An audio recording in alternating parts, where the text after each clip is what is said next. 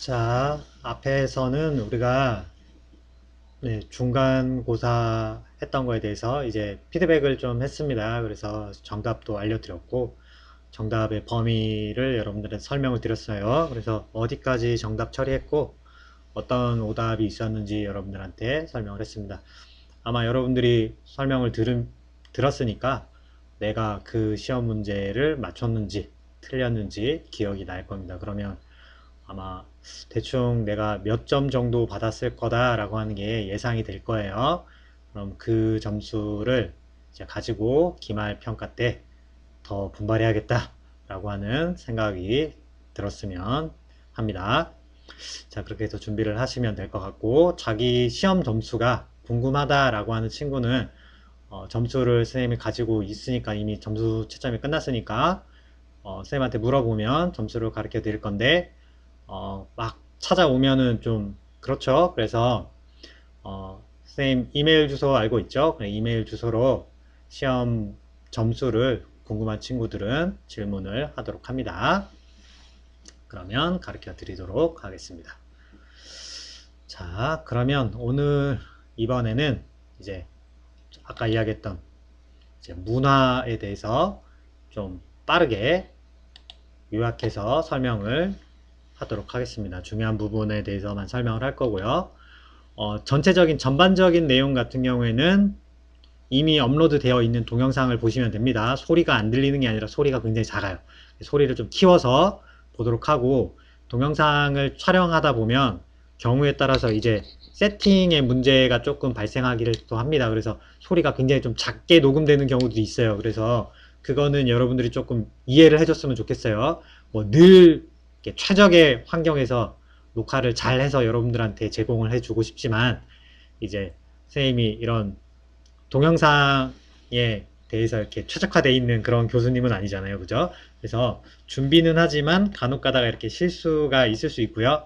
좀 부족한 부분이 있을 수 있습니다. 아무래도. 그래서 여러분들이 평소에 즐겨보는 유튜브나 이런 거에서 동영상을 편집하는 것처럼 이렇게 멋있는 그런 깔끔한 편집은 좀 어렵습니다. 그래서 감안해서 좀 여러분들이 봐주시기를 바라고요.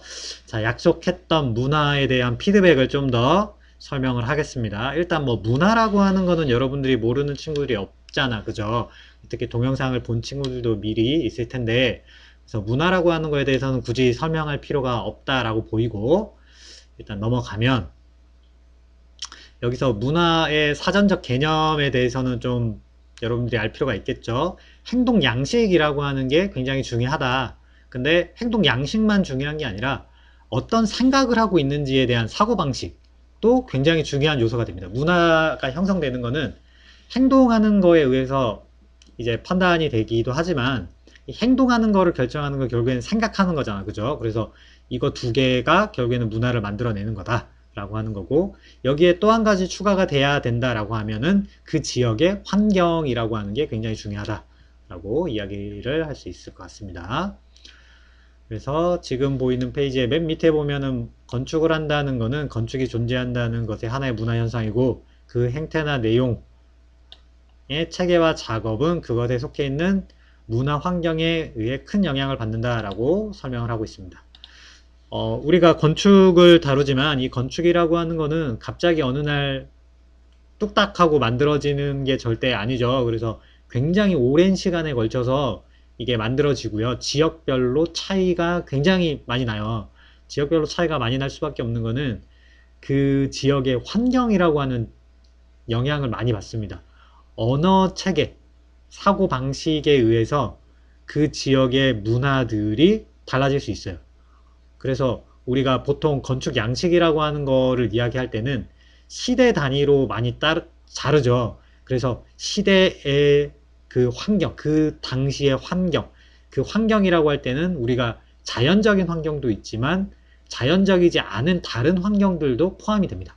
이 문화라고 하는 것도 있을 수 있는데, 이때 이 문화 안에 포함되는 여러 가지 중에 어느 왕이 지배를 했느냐, 그 당시에 법이 어땠느냐, 그 당시에 먹는 음식은 어땠느냐, 무역을 했느냐, 교류 활동을 했느냐, 이런 것들이 굉장히 중요하고요. 기술력, 과학적인 기술력이 얼마나 뛰어났느냐, 그래서 건축적으로 봤을 때는 재료라고 하는 게 또 굉장히 중요해요. 돌로 만드느냐, 나무로 만드느냐, 콘크리트를 쓰느냐, 철근을 쓰느냐, 이런 것들이 굉장히 중요한데, 그런 것들을 이제 과학기술이라고 우리가 이야기를 한다 그러면 그 당시에 그 지역에 그런 과학기술이 얼마나 뛰어났느냐, 이런 것들이 영향을 많이 받게 돼요. 그래서 사고방식, 그 지역의 사고방식, 그리고 그 문화 수준, 기술 수준, 그런 것들로 인해서 나타나게 되는 행위, 행태들이 종합적으로 반영된 게 건축이다 라고 보는 게 맞는 표현이 되겠죠. 그래서 문화라고 하는 것들이 건축에 영향을 이제 주게 되는데, 이때 우리가 여기 POE라고 하는 거주 평가라고 하는 것들이 포함이 되는 거고, 이거는 짧은 시간에 이루어지는 게 아니라 굉장히 긴 시간에 걸쳐서 만들어지게 된다 라고 하는 겁니다. 그래서 우리가 전통 건축이라고 하면 대한민국 같은 경우에는 한옥이라고 하는 전통 건축 형태가 있는데, 이 한옥이라고 하는 거는 비슷한 문화권에 있는 중국, 일본과 차별화되죠. 그죠? 이렇게 비슷하지만 차별화될 수 있다라고 하는 거는 우리가 한반도라고 하는 지형과 한반도에서 이제 구할 수 있는 건축적인 재료, 그리고 문화, 이런 것들이 종합적으로 반영이 돼서 아주 장기간에 걸쳐서 100년, 200년, 300년, 400년, 거의 뭐 고려시대와 조선시대만 합쳐도 1000년이잖아. 그죠? 이 1000년 정도의 시간에 걸쳐서 이게 만들어진, 형성된 거기 때문에 다른 지역과 차별화되는 형태로서 만들어졌다라고 이해를 할 수 있는 거고요. 그 안에 여러 가지들이 이제 반영이 됐고 중간에 수정도 됐고 이런 과정을 거쳤다라고 보시면 될 것 같고요. 그래서 생활 양식이나 행동 양식이라고 하는 게 굉장히 영향을 많이 미친다라는 거고, 생활 환경이라고 하는 지역적인 특징, 그 지역의 자연적인 환경이나 이런 법규가 어땠는지 이런 것들에 대한 영향도 있지만, 여기에 사람이 적응하면서 발생하는 경험으로서 알게 된 여러 가지들을 통해서 사람의 행동이라고 하는 것들이 만들어졌고, 이 행동에 의해서 우리가 건물이나 이런 걸 만들 때 형태나 그 다음에 크기나 이런 것들이 결정이 되었다라고 이해를 할 수 있을 겁니다. 여기서 중요한 거는 생활 패턴이라고 하는 게 굉장히 좀 중요한 요소가 되겠죠. 넘어가고요. 그래서 여기에는 계층적 구조라고 하는 게 나타나게 된다라고 하는 게 나오는데, 이 계층적 구조라고 하는 거는 다른 표현으로 하자면 계급 사회였기 때문에 예전에는 이런 계급에 의해서, 그러니까 권력이나 돈을 가지고 있는 자들과 상대적으로 그렇지 못한 사람들 간의 이 차이가 발생하게 된다라고 하는 것들을 알 수 있고요. 넘어가 보면 이런 것들이 발생할 때 단순하게 돈과 권력만 있는 게 아니라 여기 이야기하는 후경과 전경이라고 하는 요소들도 여기에 같이 포함이 되고 있다라고 하는 걸 알 수 있습니다. 후경 같은 경우에는 뭐 정신적인 측면, 철학적인 측면, 생활 의지나 양식 이런 게 있고, 전경이라고 하면 공간 구성, 역학 구법, 재료 이런 것들이 있을 수 있는데, 역시나 권력이나 돈이라고 하는 걸 무시할 수 없는 이유는 철학적인 것, 그 다음에 생활의 양식이라고 하는 게 계급에 따라서 차이가 존재하죠. 그죠? 그래서 이런 것들이 생활 양식의 차이가 있기 때문에 양반들이 사는 공간과 그 다음에 평민들이 사는 공간이 달랐다라고 하는 걸 우리가 알 수 있는 거고, 재료적인 측면에서도 평민들 같은 경우에는 비싼 기와나 이런 것들을 구하기가 굉장히 어렵죠. 그리고 구조도 복잡하고 굉장히 큰 구조를 짓기가 어렵죠. 그죠? 그래서 재료나 역학, 공간 구성 측면에서의 차이가 계층적으로 다르게 나타난다 라고 하는 걸 우리가 알 수 있다 라고 하는 겁니다. 이건 계급만 해당되는 건 아닙니다. 자, 넘어가서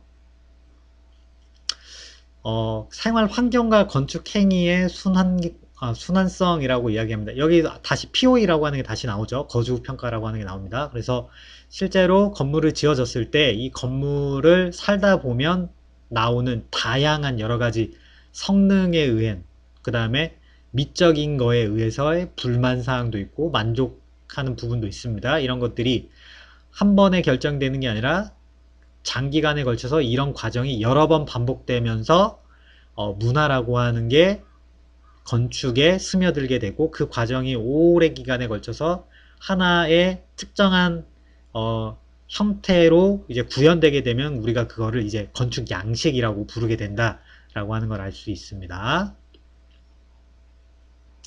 이건 다른 측면에서는 우리가 건축 강론에서도 똑같은 거라고 보시면 돼요. 강론 같은 경우에 한 번에 만들어지는 게 아니라 건물이 지어지면 그 건물을 평가하고 개선한 후에 다시 지어지고 그리고 또 개선 사항에 대한 평가가 이루어지고 그거를 다시 설계에 다시 반영하고 이런 과정이 계속해서 반복되는 과정에서 하나의 양식으로서 굳어지게 되는데 현재 대한민국의 대표적인 주거 양식이라고 하면 뭐 안타깝지만 아파트가 되겠죠. 아파트가 한국의 대표적인 이제 주거 양식이 됩니다. 그래서 아파트가 처음에 1970년대에서 80년대로 넘어가면서 만들었던 초창기 주거 형태가 다양한 기술이 접목이 되고 그 다음에 POE 과정을 거치면서 공동주택이라고 하는 형태가 굉장히 고급화되고 일반화되면서 많이 변했어요. 그러니까 초창기랑 비교하면 차이가 굉장히 차별성이 딱 두드러집니다. 이런 과정이 한 번에 만들어지는 게 아니었다. 여러 가지의 POE 과정을 거쳐서 지금 형태의 아파트가 만들어졌고 한국을 대표하는 주거 양식이 되었다라고 하는 걸 알 수 있고요. 이런 것들이 뭐 안타깝긴 하지만 대표적인 양식으로서 건축 양식으로서 현재는 대한민국에 어느 정도 정착되어 있는 형태다. 그러니까 여러분들도 좀 관심을 가져서 볼 필요가 있겠죠. 뭐 그런 내용들이 되겠습니다. 다음 넘어가면 이 문화라고 하는 거는 고정불변한 거는 절대 아닙니다. 그래서 어느 정도는 계속해서 변화가 이루어지고 있습니다. 우리가 이 문화라고 하는 거를 살펴보면 우리가 조선시대의 문화와 현재가 다르고 그 다음에 1970년대, 80년대, 90년대, 2000년대 초반, 2010년대, 이제 2020년대까지 생활 양식이라고 하는 것들과 기술이라고 하는 게 계속해서 변하기 때문에 거기에 맞춰서 사람이 적응을 하게 되고 적응하는 과정에서 여러 가지 행동이라고 하는 것들이 변하게 되죠. 그러면 문화라고 하는 게 새롭게 만들어지게 됩니다. 그래서 변하는 것도 있고 변하지 않는 것도 있는데 어떤 것이 변하고 어떤 것이 변하지 않았느냐. 그랬을 때 이 변하지 않는 요소와 변하는 요소들의 차이점을 우리가 이해할 수 있고 10년 뒤에 20년 뒤에 어떤 부분은 변할 거고 어떤 부분은 변하지 않을 건지에 대해서 예측도 할 수 있겠죠. 그죠? 그거를 토대로 해서 디자인에 반영을 하면 우리가 좋은 설계를 할 확률이 굉장히 올라가겠죠. 그죠? 그런 내용들입니다. 그래서 여기 보는 것처럼 굉장히 핵심적인 코어의 역할을 하는 가치가 있습니다. 핵심 가치가 있습니다. 근데 이 핵심 가치라고 하는 거는 현재를 기준으로 했을 때 미래에는 지금 현재의 핵심 가치는 점점 줄어들어서 나중에는 굉장히 조금밖에 안 남을 거고요. 우리가 지금은 핵심 가치라고 이야기하지 않는 이 부분들이 새로운 부분들이 추가가 되면서 미래에는 굉장히 다른 우리가 지금 현재 핵심이라고 이야기하지 않지만 새로운 핵심 요소들이 추가가 될 거다라고 하는 거고요. 그 다음에 우리가 핵심 요소가 벗어난 주변에 있는 다른 이제 가치들은 사라지는 게 아니라 계속해서 확장된다라는 팽창된다라고 하는 겁니다. 우리가 조선시대 때 있었던 가치라고 하는 게 현재는 우리가 중요하게 생각하진 않지만 그런 것들이 그렇다고 사라지지도 않는 부분들이 굉장히 많아요. 이렇게 쭉 이어져 놉니다. 근데 중요한 것은 아니지만 가치는 있다라고 판단되는 것들이 많아요. 그러면 한옥이라고 하는 게 현대에 와서 다시 재해석되면서 그런 요소들이 그 당시에는 뭐 별로 중요하게 생각 안 했지만 현재에 와서 중요하게 된 것들도 있고요. 그 당시에는 굉장히 중요했지만 현대에서는 중요하게 생각하지 않고 다른 걸로 대체된 부분도 있고 이런 것들인데 그렇다고 해서 그게 없어지는 건 아니잖아. 그죠? 새롭게 추가가 되는 거라고 보는 거죠. 그래서 그림이 현재는 이런 모양이 되는 겁니다. 뭐 예를 들면 우리가 목구조라고 하는 거를 이야기할 수 있겠죠. 우리가 한옥이라고 하면 목구조라고 하는 거를 처음에 떠올립니다. 머릿속에 딱 박혀 있어요. 기와집에 그 다음에 목구조. 근데 현대에 와서 기와집이나 목구조라고 하는 게 주거를 대표할 수 있느냐라고 보면은 그렇지 않죠. 그죠? 그래서 그거는 그 당시엔 핵심 가치였지만 현재는 핵심 가치로 보지는 않지만 그런 것들이 사라지진 않았어요. 현재도 계속 명맥을 이어가고 있죠. 하지만 부분적으로 그거를 대체할 수 있는 다른 재료나 다른 형태로서 공간을 구현하려고 하는 노력들이 만들어지고 있습니다. 그죠? 그러면서 과거에서부터 이어져 오면서 사라지지 않은 핵심 가치 중에 하나는 뭡니까? 온돌이라고 하는 요소들이 있죠. 온돌.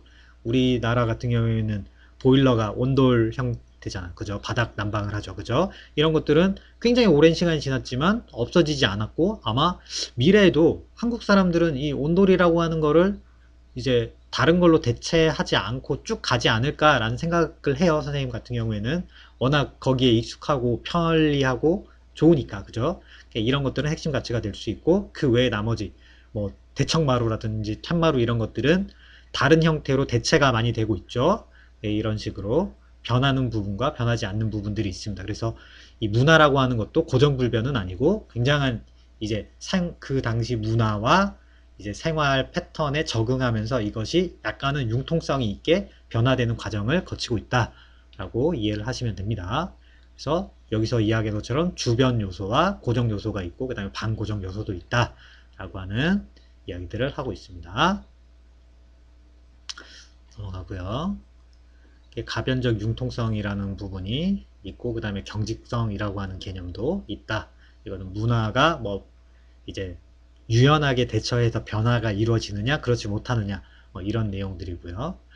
자, 융통성이란 측면에서 봤을 때 이 문화 중에서도 우리가 건축이라는 거에 이제 비춰봤을 때 건축 요소들 중에 이제 변화가 이제 이루어지는 부분과 변화가 이루어지지 않는 부분이 있어요. 그래서 이게 빨리 변하는 부분과 천천히 늦게 변하는 부분이 있는데 이렇게 했을 때 빨리 변하는 부분은 변화를 촉진하는 요소가 될 수 있고 변화를 통제하는 요인 같은 경우에는 늦게 변하는 요소가 될 수 있겠죠.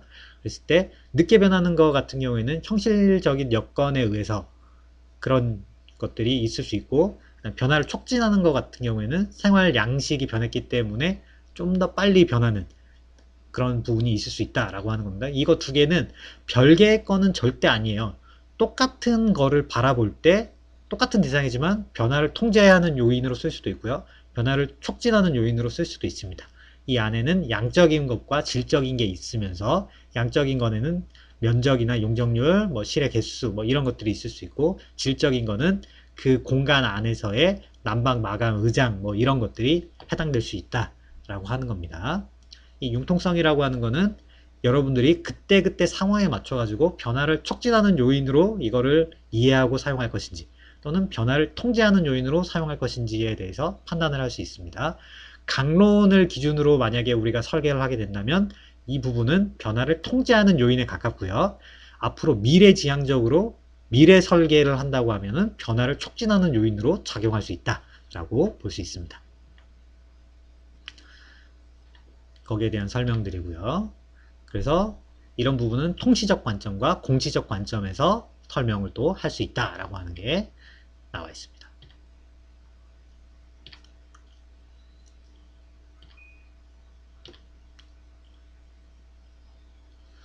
여기에 보면 문화와 의미라고 하는 이미지가 하나 나와 있는데 보면은 환경, 그 다음에 생활 이게 영향을 서로 주고받는다라고 하는 거고 그 위에 보면 인공물리적, 사회물리적, 그 다음에 자연적 이런 조건들이 있다라는 거고 생태 적응 수단이 작용한다. 의미와 규범이 작용한다. 이때 의미와 규범이라고 하는 것들은 이제 의도, 그 다음에 사용자의 해석, 이 안에는 기능적인 의미, 형태적인 의미, 행태적인 의미 이런 것들이 존재한다 라고 하는 거. 여기에 의미라 그 다음에 규범 이런 것들은 고정불변한 요소가 절대 아닙니다. 늘 변하는 요소들이고요. 법규가 될 수도 있고요. 법규, 그 다음에 조례 이런 것도 가능하고요. 건축법 같은 거. 그 다음에 작가의 의도 같은 경우에는 건축관이 될 수 있습니다. 건축가가 누구냐에 따라서 어떤 의도를 가지고 설계했느냐에 따라서 달라질 수 있다라고 하는 거. 그 다음에 여기 사용자 해석 같은 경우에는 거주자가 누구냐에 따라서 달라질 수 있다라는 거죠. 우리가 설계를 할 때 이 공간을 누가 사용하느냐에 따라서 설계가 굉장히 다양하고 복잡해질 수 있다. 전혀 다른 공간이지만 사용자에 따라서 각기 서로 좋아할 수도 있고 나빠할 수도 있다. 똑같은 공간이지만 전혀 다른 생활 패턴을 가진 사람이 살게 되면 한쪽에서는 좋다 그러고 한쪽에서는 나쁘다 할 수 있다 라고 하는 것들이 있죠. 여기에서 의미나 규범이라고 하는 걸 누가 부여하느냐에 따라서 달라질 수 있다라고 하는 거고요. 법규 같은 경우에는 지금은 뭐 설계가 불가능하지만 하면 안 되는 나쁜 설계가 될 수 있죠. 예를 들면 뭐 공항 근처에 뭐 100층짜리 오피스를 짓는다. 그럼 지금은 법으로 금지죠. 나쁜 건축을 한 거죠. 하지만 미래에 공항 주변에 높이 제한이 풀리면 100층짜리 타워를 지을 수 있겠죠. 그죠? 그러면 좋은 설계가 될 수 있겠죠. 그죠?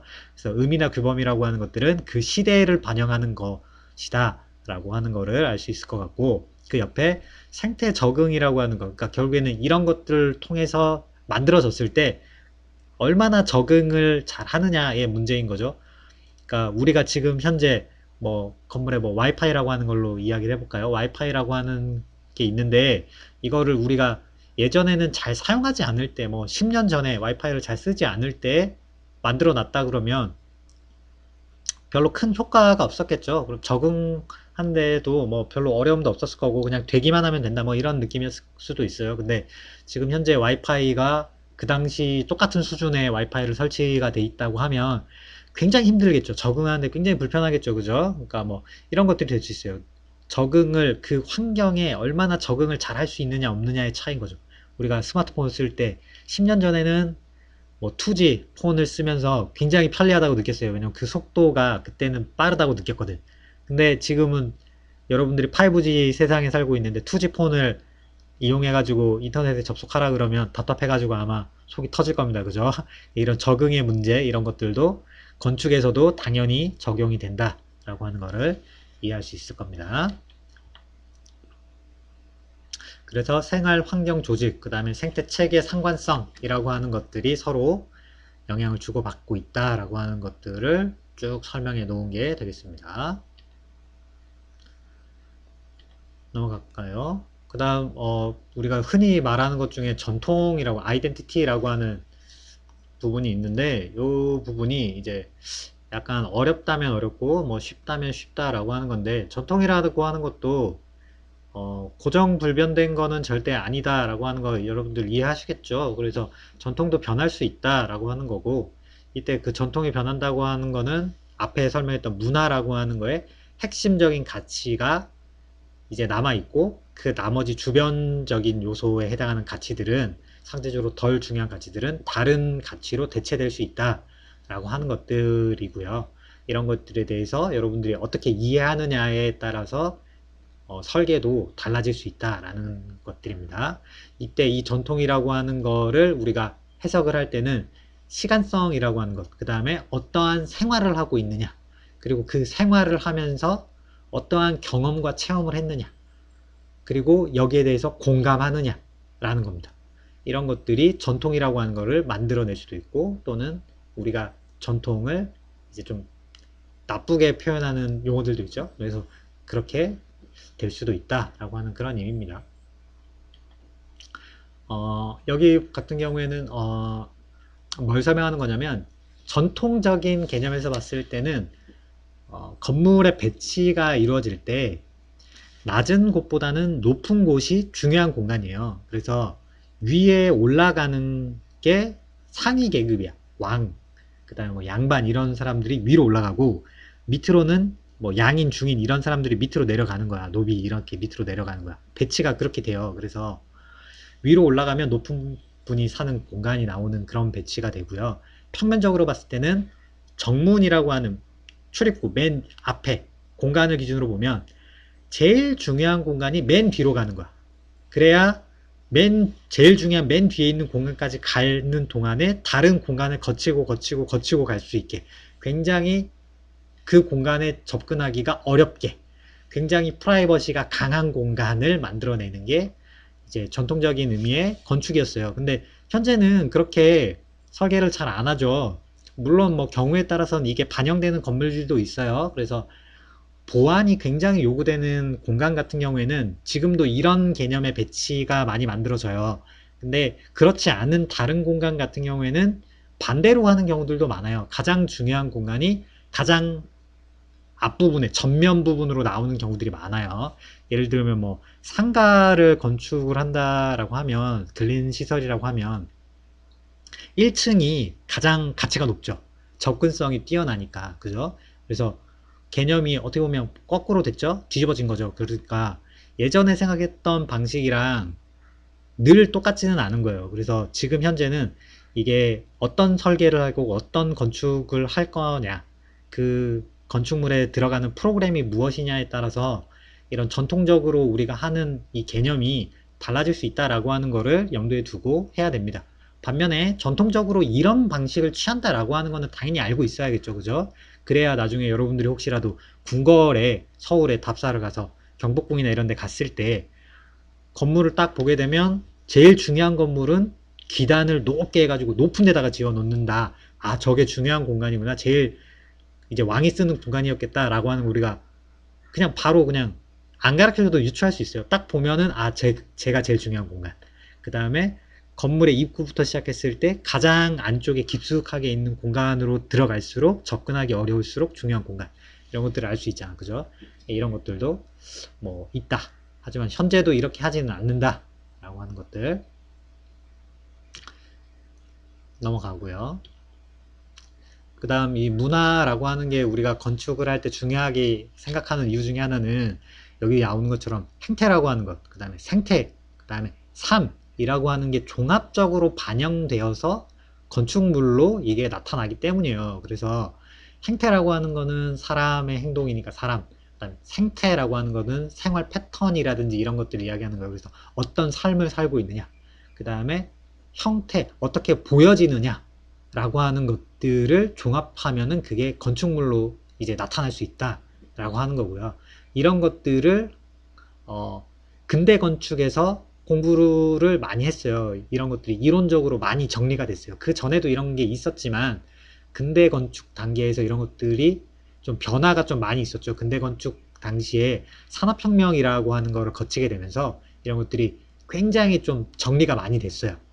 그래서 지금 그 당시에 정리되어 있는 건축 이론이라고 하는 것들이 현재까지도 쭉 내려오는 것들이 사실은 굉장히 많아요. 지금 여러분들이 배우는 것들의 상당수들이 근대라고 하는 그 기간에 정리가 되어서 우리에게 내려오고 있는 거다라고 이해를 하시면 되는데, 그렇다 보니까 맞는 것도 있고 안 맞는 것들도 있어요. 그래서 여러분들이 강론이라고 하는 거를 선생님이 여러분들한테 꼭 한번은 읽어봐야 한다라고 이야기하지만, 다른 한편으로는 그거를 너무 믿으면 안 된다.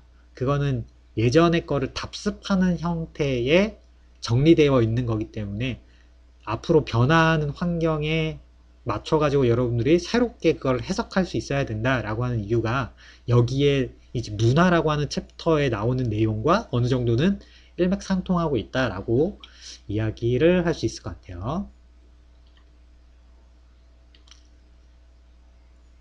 자, 여기도 나오지만 이 생태라고 하는 거, 그 다음에 인간, 시간, 공간, 환경 디자인, 이게 그냥 뚝 떨어져 있는 것처럼 보이지만 실제로는 사람이라고 하는 이 존재들은 결국에는 이 생태라고 하는 거랑 연관성이 굉장히 크죠. 그래서 이렇게 갈 수밖에 없고요.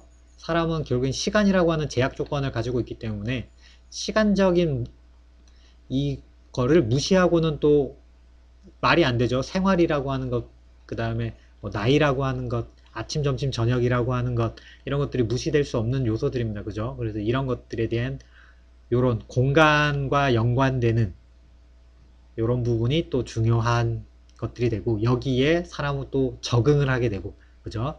환경이라고 하는 부분이 될 수 있어요. 여기 크게 보면 환경과도 관계가 있어요. 환경, 그 다음에 이거를 디자인한 부분, 거기에 사람이 또 맞춰서 적응하는 부분, 이 과정들이 뗄래야 뗄 수 없는 과정으로 묶여 있다라고 보는 거죠. 여기서 말하는 생태 건축이라고 하는 거는 여기도 나오지만 주변 환경이라고 하는 것과 결국에는 가장 중요한 묶여 있다라고 보는 겁니다. 어떠한 환경에서 내가 살고 있느냐가 중요하다라는 거죠. 그래서 이걸 뭐 도식화시키면 뭐 이런 식으로 나온다라는 거 한번 읽어보시면 될 것 같고요. 우리가 다이어그램에 대해서 이야기를 많이 하죠. 다이어그램을 통해서 이제 표현을 하게 되는데 어떻게 표현하느냐가 굉장히 중요하기도 하고 다양한 표현 방법들을 여러분들이 좀 볼 필요도 있어요. 그렇다고 여기 있는 게 정답이라고 볼 수는 없지만 여러분들 한번 참고를 하시고요.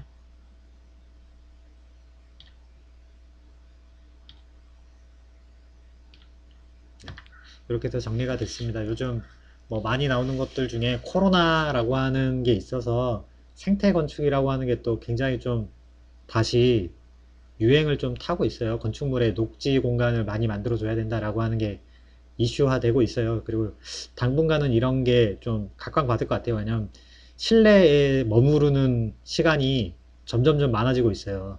그렇다 보니까 실내 환경 안에 자연을 가지고 들어가는 형태, 그런 생태 건축의 디자인들이 아무래도 좀 관심이 많이 높아지고 있습니다. 그래서 이런 것들도 여러분 참고할 필요가 있고, 그 밑에 그림 보면 물리적, 그 다음에 심리적, 생리적이라고 하는 조건들과 그 다음에 공간, 시간, 인간이라고 하는 조건이 있습니다. 이것들이 어떻게 작용하느냐에 따라서 디자인이라고 하는 게 달라질 수 있다라고 하는 거를 여러분들이 좀 이해할 수 있으면 이거는 계속해서 여러분들이 설계를 하는데 이거를 고민을 하셔야 됩니다. 그래서 이 부분을 고민을 하면서 이거를 좀 개념적으로 여러분이 정리를 하게 되면 디자인을 풀어나가는데 굉장히 도움이 많이 되는 부분이다 라고 생각이 됩니다.